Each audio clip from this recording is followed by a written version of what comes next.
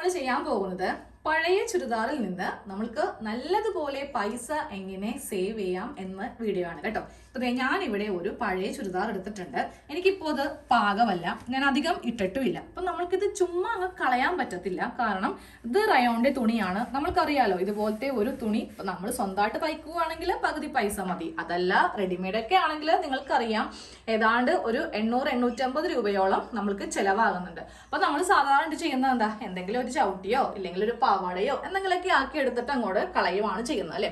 അപ്പൊ ഇത് ഫെയ്ഡ് ഒന്നും ആയിട്ടില്ല, ഒരു ഭാഗത്ത് കീറിയിട്ടോ ഒന്നുമില്ല. അപ്പൊ എനിക്ക് മോളുണ്ട്, 12 വയസ്സാണ് മോൾക്ക് കേട്ടോ. അപ്പൊ മോൾക്ക് ഇതൊരു ചെറിയൊരു ടോപ്പ് പോലെ ആക്കി കൊടുത്തിട്ടുണ്ടെങ്കിൽ നമുക്ക് പുറത്ത് പോകുമ്പോൾ ഇടാൻ പറ്റിയ ഒരു ഡ്രസ്സാക്കാം. എല്ലാവർക്കും അറിയാം, കുട്ടികളുടെ ഡ്രസ്സ് എന്ന് പറയുമ്പോൾ നമ്മളിനേലും ഭയങ്കര കോസ്റ്റ് കൂടുതലാണ്. ഒരു ചെറിയൊരു ടോപ്പ് ആണെങ്കിൽ കൂടെ ഇപ്പോൾ 500 അല്ലെങ്കിൽ 600 ഒക്കെയാണ് റേറ്റ് വരുന്നത്. അതിപ്പോൾ ഏത് സ്ഥലത്ത് പോയാലും റേറ്റ് ഒക്കെ എല്ലാം ഇങ്ങനെയാണ് കേട്ടോ. അപ്പോൾ നിങ്ങളുടെ കയ്യിലൊക്കെ ഉള്ള പഴയ ടോപ്പൊക്കെ എടുത്ത് ചവിട്ടിയും അതുപോലെ പാവാടയൊക്കെ തയ്ച്ച് കളയാതെ, പെൺമക്കളൊക്കെ ഉള്ള അമ്മമാർ പ്രത്യേകിച്ച് കേട്ടോ, ഇനിയിപ്പോൾ പെൺമക്കൾ ഇല്ലാന്നുണ്ടെങ്കിലും ചെയ്യാണ്ടിരിക്കരുത്. നമ്മളുടെ വീട്ടിന്റെ അടുത്തുള്ള കുട്ടികളോ ഇല്ലെങ്കിൽ നമ്മളുടെ ബന്ധുക്കളോ ആരെങ്കിലൊക്കെ ആയിട്ട് ഇഷ്ടംപോലെ കുട്ടികളൊക്കെ ഉണ്ടാവും, അവർക്കും ചെയ്ത് കൊടുക്കുക. അപ്പോൾ അവർക്കതൊരു സന്തോഷമാണല്ലോ. അപ്പോൾ നമ്മൾ ഇത്രയും കഷ്ടപ്പെട്ട് മേടിച്ച കാശ് വെറുതെ ആയി പോയത്തുമില്ല എന്നുള്ളൊരു സമാധാനം. അപ്പോൾ ഇതൊരു അംബ്രല്ല കുർത്തിയാണ്. അപ്പോൾ ഇത് എങ്ങനെയാണ് ഒരു 10, 11, 12 വയസ്സുള്ള കുട്ടികളുടെ അളവിലേക്ക് മാറ്റാന്നാണ് ഇന്നത്തെ വീഡിയോയിൽ ഫുള്ള് കാണിക്കാൻ പോകുന്നത് കേട്ടോ. അപ്പോൾ ഇവിടെ യോക്ക് പോർഷൻ ഉണ്ട്, സ്കേർട്ട് പോർഷൻ ഉണ്ട്. ഇതുപോലത്തെ ആയതുകൊണ്ട് മാത്രം ഞാൻ ഇതൊന്ന് കട്ട് ചെയ്ത് അങ്ങോട്ട് മാറ്റുവാണ് കേട്ടോ. ഇവിടെ ചെറിയ പ്ലീറ്റ് ഒക്കെ കൊടുത്തിട്ടുള്ളത് കൊണ്ട് നമ്മൾക്കിതൊക്കെ ഒന്ന് കട്ട് ചെയ്ത് അങ്ങോട്ട് മാറ്റിയെടുക്കണം. ഇവിടെ നിന്ന് ഇങ്ങനെ ഒന്ന് കട്ട് ചെയ്ത് ഇതിനെ ഒന്ന് സെപ്പറേറ്റ് ചെയ്യാൻ പോവുക. പിന്നെ ഇതിനിപ്പോൾ ലൈനിങ് ഒന്നും ഇടാതെയാണ് ഞാനിത് ചെയ്തെടുത്തത് കേട്ടോ. അപ്പോൾ നിങ്ങൾ ഉപയോഗിക്കുന്നതിന് ലൈനിങ് ഉണ്ടെങ്കിൽ അതും കൂടെ എടുത്തേക്കുക. ഞാൻ സെപ്പറേറ്റ് ഇതിന് ലൈനിങ് കൊടുക്കുന്നുണ്ട്. മഞ്ഞയൊന്നും എൻ്റെ കയ്യിൽ സെയിം ഇതേ കളറൊന്നുമില്ല. ലൈനിങ് ആകുമ്പോൾ എല്ലാവർക്കും അറിയാം ഉള്ളിൽ പോവേണ്ടതാണ്. അപ്പോൾ മോൾക്ക് പണ്ട് പെറ്റിക്കോട്ട് തയ്ക്കാൻ വേണ്ടിയിട്ട് മേടിച്ച കോട്ടൻ്റെ തുണി നമ്മൾ തപ്പുമ്പോൾ എന്തെങ്കിലുമൊക്കെ ഇതുപോലത്തേക്ക് നമ്മളുടെ കയ്യിൽ കിട്ടും. അപ്പോൾ ഇതാണ് ലൈനിങ് ഇടുന്നത് കേട്ടോ. ലൈനിങ് ഇട്ടില്ലെങ്കിൽ കുട്ടികൾക്ക് പ്രത്യേകിച്ച് ഫ്രോക്കൊക്കെ ആക്കുമ്പോൾ ലൈനിങ് മസ്റ്റായിട്ട് വേണം. നമ്മൾ പ്രശ്നമില്ല, നമ്മൾ മുതിർന്നവർക്ക് ലൈനിങ് ഇടാത്ത ടോപ്പ് നമ്മൾ ഇടാറുണ്ട്. പക്ഷെ കുട്ടികൾക്ക് അങ്ങനെയല്ലല്ലോ, ഉള്ളിൽ എന്താണെങ്കിലും ഇന്നർ പാർട്ടായിട്ട് ലൈനിങ് ഉണ്ടായിരിക്കണം. അപ്പോൾ ലൈനിങ് ആ കാണുന്ന തുണിയാണ് കേട്ടോ. അപ്പോൾ ഇത്രയും വീതിയുള്ള ഒരു പീസ് കിട്ടിയിട്ടുണ്ട്. ഇതിന് ഞാൻ പ്ലീറ്റ് അങ്ങോട്ട് വെച്ച് കൊടുക്കും, ആ ഒരു ഫ്ലെയർ ഒന്നും കളയുന്നില്ല. ഇനി ഇത് കഴിയുമ്പോൾ നമുക്ക് ഈ സൈഡിലെ സ്റ്റിച്ച് ഒന്ന് പിടിപ്പിച്ച് കൊടുക്കാം. കട്ട് ചെയ്ത് പോയിട്ടുണ്ടെങ്കിൽ ചിലപ്പോൾ വണ്ണം എത്തത്തില്ല കേട്ടോ. അപ്പോൾ അതുകൊണ്ട് ഞാൻ ഇതിൻ്റെ സ്റ്റിച്ചെല്ലാം അഴിച്ച് ഇതിനെ എല്ലാം ഒന്ന് സെപ്പറേറ്റ് ചെയ്യുക കേട്ടോ. ഇനി ഇതിൻ്റെ താഴെ നിന്ന് കുറച്ചൊക്കെ ഒന്ന് കട്ട് ചെയ്ത് മാറ്റുന്നുണ്ട്. പിന്നെ ഈ ഒരു ആം ഹോൾ ഇതൊന്നും അഴിക്കാൻ നിൽക്കുന്നില്ല കേട്ടോ. ഈ ഒരു ആം ഹോൾ വെച്ചിട്ട് ഇതൊക്കെ ഒന്ന് സെപ്പറേറ്റ് ചെയ്യുവാണ്.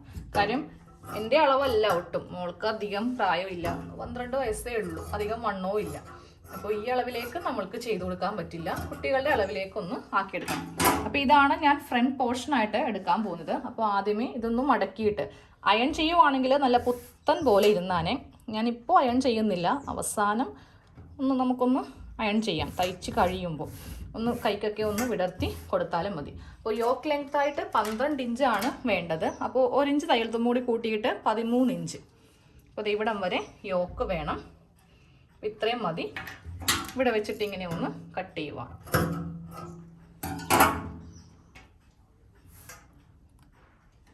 ബാക്കിയുള്ള അളവൊക്കെ ഇവിടെ നിന്ന് തന്നെ ഒന്ന് ചെയ്ത് കൊടുക്കാം. ഷോൾഡർ 5.5 ഇഞ്ചിൽ ഇവിടെ ഇങ്ങനെയൊന്ന് മാർക്ക് ചെയ്ത് കൊടുത്തു. അത് കഴിയുമ്പോൾ താഴത്തേക്ക് 5.5 തന്നെ ആം ഹോൾ ലെങ്ത്ത് ഇവിടെ ഇങ്ങനെ മാർക്ക് ചെയ്തു.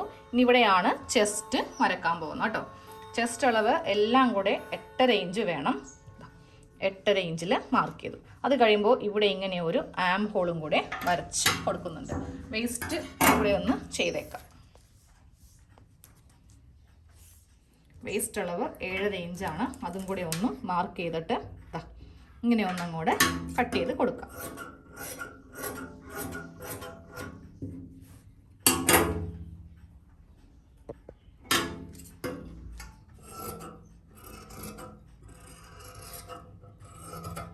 കുട്ടികളുടെ അളവ് ഡ്രസ്സ് വെച്ച് വേണമെങ്കിലും നമ്മൾക്ക് ചെയ്യാം കേട്ടോ.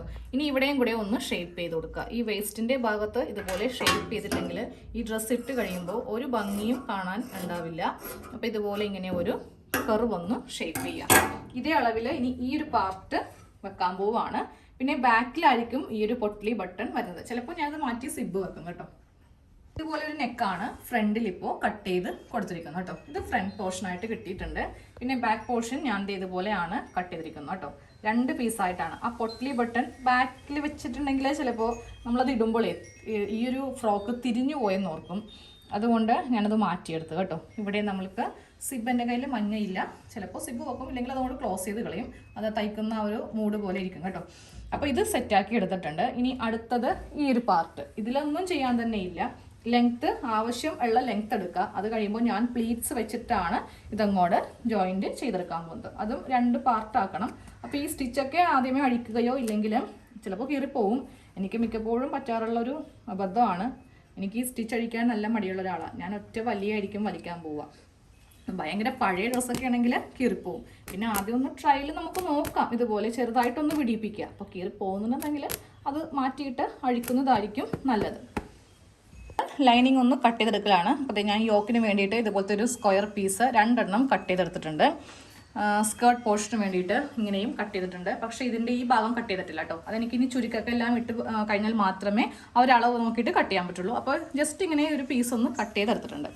ഇനി നമുക്കിത് പെട്ടെന്ന് അങ്ങ് തയ്ച്ചെടുക്കാം കേട്ടോ. തയ്ച്ചെടുത്ത് കഴിയുമ്പോഴായിരിക്കും നമ്മളിപ്പോൾ ഈ വെട്ടിക്കൂട്ടിയ ഈ തുണി ഒക്കെ വെച്ച് നല്ല ഭംഗിയായിട്ടുള്ളൊരു ഫ്രോക്കാക്കി എടുക്കാൻ പോകുന്നത്. ഇപ്പോൾ ഇത്രയും നേരം കാണുമ്പോൾ നിങ്ങൾ വിചാരിക്കും ഇതിനെ ഭേദം ആ പഴയ ചുരിദാർ എവിടെയെങ്കിലും കൊണ്ടുപോയി വെക്കുന്നതായിരിക്കുമെന്ന്. പക്ഷേ അവസാനം ഒന്ന് കണ്ടു നോക്കാം കേട്ടോ.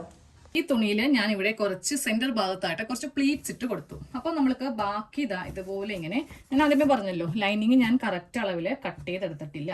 അപ്പോൾ ഈ ഒരു ഭാഗം ഇങ്ങനെ അങ്ങോട്ട് വെച്ചിട്ട് വേണം നമ്മൾക്ക് ഇനി ഈ സൈഡിൽ നിന്ന് ഇതുപോലെ ഇങ്ങനെ അങ്ങോട്ട് കട്ട് ചെയ്ത് എടുക്കാം കേട്ടോ. ഞാൻ യോക്കും കൂടെ വെച്ച് നോക്കിയായിരുന്നേ ഇത് കറക്റ്റ് അളവാണോ എന്ന്. അത് ജസ്റ്റ് എങ്ങനെയാണെന്നും കൂടെ പറഞ്ഞുതരാം. യോക്ക് എടുത്തിട്ട് ഞാൻ ഇതിൻ്റെ മീതൊക്കെ ഇങ്ങനെ വെച്ചു. അപ്പോൾ ഇത് കറക്റ്റ് അളവാണ്. അങ്ങനെയാണ് ഞാൻ ലൈനിങ്ങും കൂടെ വെച്ചിട്ട് ഈ 2 സൈഡിൽ നിന്ന് ഈ ബാലൻസ് വന്നിട്ടുള്ളതും കൂടെ ഒന്ന് കട്ട് ചെയ്ത് അങ്ങോട്ട് മാറ്റുന്നു കേട്ടോ. ഇപ്പോൾ ഈ ഒരു സ്കേർട്ട് പോർഷൻ ഓക്കെ ആക്കിയിട്ടുണ്ട്. ഇതുപോലെ രണ്ടാമത്തേത് ചെയ്തെടുക്കുക. അത് കഴിയുമ്പോൾ നമ്മൾക്ക് ഈ നെക്കും കൂടെ ഒന്ന് തയ്ക്കണം. ആ ലൈനിങ് വെച്ചിട്ട് ഈ ഒരു വി ഷേപ്പ് നെക്കും കൂടെ തയ്ച്ചിട്ട് ഇവ തമ്മിലൊന്ന് അറ്റാച്ച് ചെയ്യണം.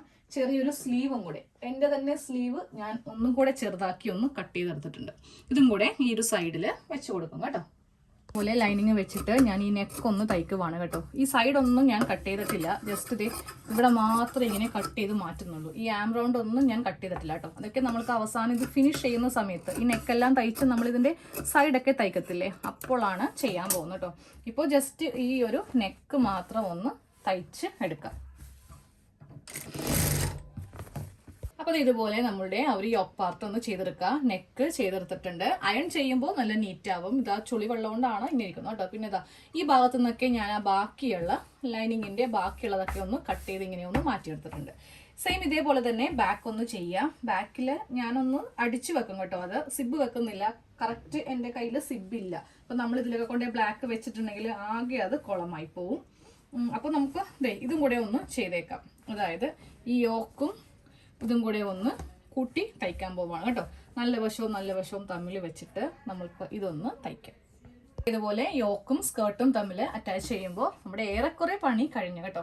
ഇനി സെയിം ഇതേപോലെ ബാക്ക് പോർഷൻ ഒന്ന് ചെയ്യുക. എന്നിട്ട് ഷോൾഡർ കൂട്ടുക, സ്ലീവും കൂട്ടുക. കുറേശ്ശെ കാണിച്ചു തരാം കേട്ടോ. കാരണം നമ്മൾ എല്ലാ വീഡിയോയിലും ഇതൊക്കെ തന്നെയാണ് സ്ഥിരം കാണിക്കാറുള്ളത്.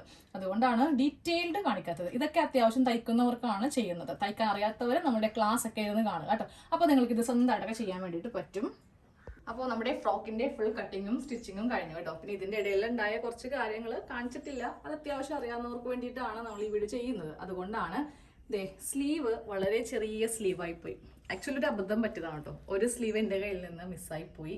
അത് നോക്കിയിട്ട് ഒരു സ്ഥലത്തൊന്നും കിട്ടിയില്ല. അപ്പോൾ ഞാൻ എന്ത് ചെയ്തു, ഒരു സ്ലീവ് 2 ആക്കിയിട്ട് ഇതുപോലത്തെ ക്രോഷയുടെ ലേസ് വെച്ച് കൊടുത്തു. അപ്പോൾ സ്ലീവിന് ഇത്രയും ലെങ്ത് കിട്ടുമല്ലോ. എവിടെയൊക്കെ നോക്കിയിട്ടോ അത് കാണാനില്ല. അപ്പം ഞാൻ ഇങ്ങനെ ഒരു ഐഡിയ അങ്ങോട്ട് ചെയ്തു വെച്ചു. ഇതാണ് നമ്മളുടെ ഫ്രണ്ട് നെക്ക് വരുന്നത്. ലൈനിങ് ഒക്കെ ഉണ്ട് കേട്ടോ. അകത്ത് ലൈനിങ് ഉണ്ട്. ഇതാ ലൈനിങ് ഇതിൻ്റെ അകത്ത് നല്ലതുപോലെ ഇങ്ങനെ തയ്ച്ച് ഇട്ടിട്ടുണ്ട്. പിന്നെ ഇതിൻ്റെ ബാക്ക് വശം കാണിച്ചു തരാം. ബാക്കും ഞാൻ കുറച്ച് മോൾക്ക് ഇങ്ങനെ തയ്ക്കുമ്പോൾ കുറച്ച് ബാക്ക് ഇറക്കാറുണ്ട്. അപ്പോൾ നമ്മൾക്ക് ഇതിൻ്റെ ബാക്കിൽ സിബോ അല്ലെങ്കിൽ ഹുക്കോ ഒന്നും വെക്കേണ്ട ആവശ്യമില്ല. അത്യാവശ്യം ബോഡി ഷേപ്പും ചെയ്യുക. ഇതിലിപ്പോൾ വള്ളി വെക്കുന്നില്ല കേട്ടോ. വള്ളി മോൾക്ക് കെട്ടുന്നത് ഇഷ്ടമല്ല, ഇങ്ങനെ വെറുതെ ഇടുന്നതാണ് ആൾക്കിഷ്ടം. അപ്പോൾ അങ്ങനെ വെച്ചിട്ടാണ് ഇതുപോലെ ഒന്ന് ചെയ്തെടുത്തത്.